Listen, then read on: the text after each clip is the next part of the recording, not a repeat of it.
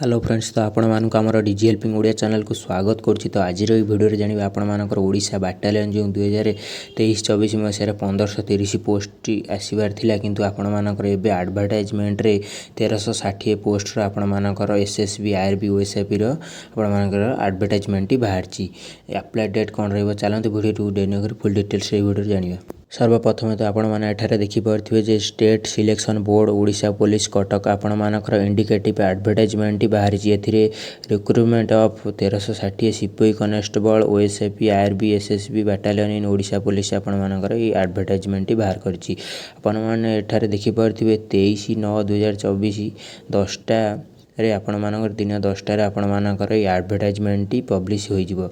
ये एडवर्टाइजमेंट रे आपण मानकर complete selection process T advertisement रे बाहर। एलिजिबिलिटी क्राइटेरिया कौन रहिबो शोइंग एज आपण मानकर जो रही कोरोना पिला मानकू एज रे रिलैक्सेशन मिलिबो कि नहीं से दिन आपण मानकू देखिया को मिलिबो।